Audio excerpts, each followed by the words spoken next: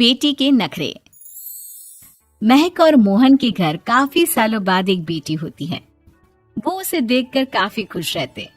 उस बच्ची की छोटी सी छोटी चीजों का ख्याल रखते। अरे महक बेटा, चाहे लड़का हो या लड़की, इतनी आजादी नहीं देते, बच्चा बिगड़ जाता है। आपको पता ही क्या है सासू माँ, चुप रहिए। हम दोनों कमाते ही क्यों हैं? इन बच्चों के लिए ना। देखिए तो कैसे प्यारे प्यारे पैरों से चल रही है, कितनी प्यारी लग रही है। अब मैं क्या इसके पैर काट कर बेड पर बिठा दूं इसे? अरे मैंने ऐसा तो नहीं कहा।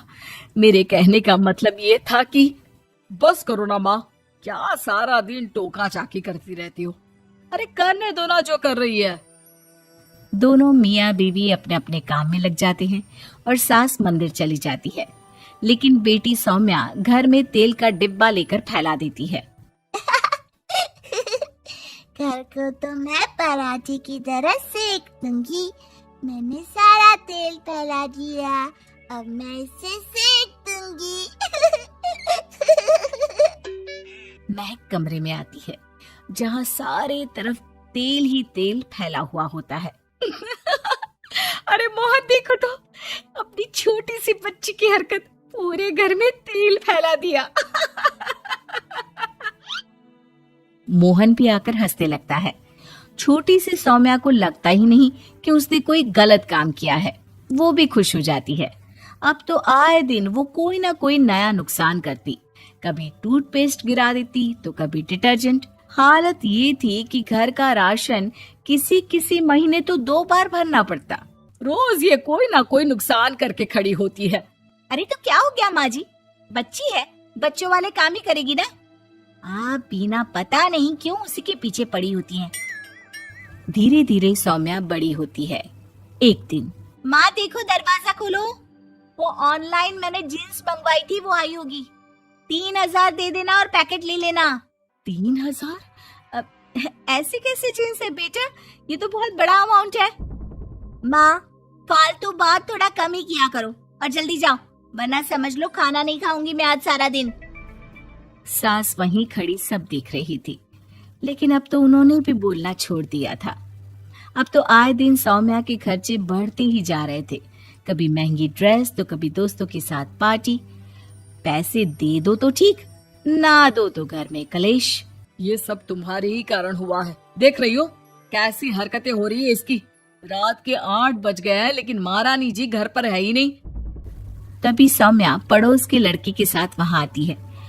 ओके बाय रोहन, कल फिर मिलेंगे, लव यू। ये क्या हरकत है सौम्या, आज तो तुमने हद ही पार कर दी। पापा कब से परेशान है। और ये लड़का कौन है?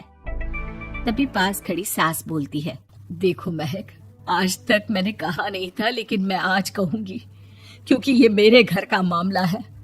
मैं नहीं चाहती कि मेरे बेटे का खानदान खराब हो या फिर कोई हम लोगों के घर के लिए बात करे। जाओ इसे ऊपर कमरे में छोड़ाओ, इससे कल बात करेंगे। मॉम देखो ना दादी क्या बोल रही है, चुप कराओ ना इनको, जैसे हमेशा करा देती हो। महक को अपनी गलती का एहसास हो रहा था। वो चुपचाप खड़ी होती है।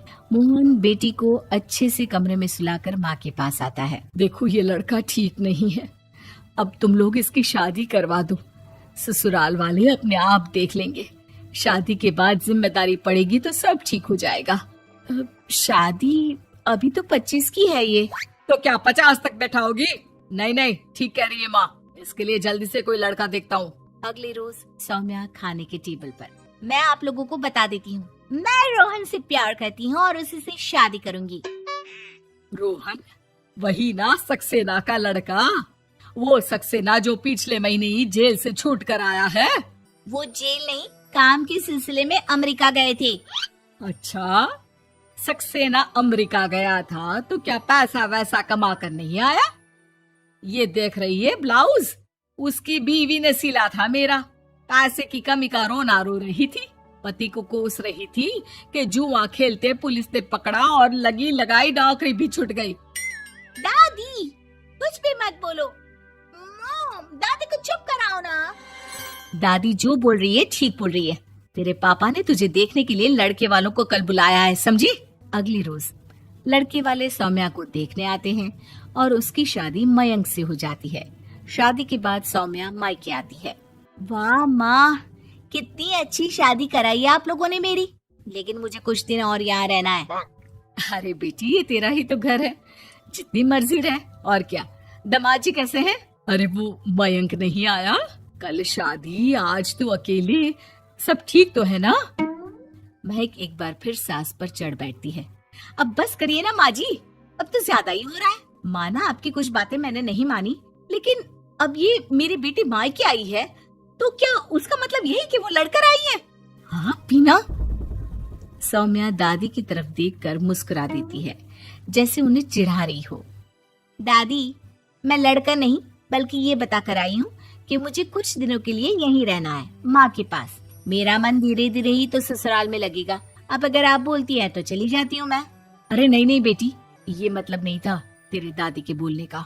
सौम्या कमरे में चली जाती है और अगले ही पल जींस टॉप पहनकर बाहर आती है।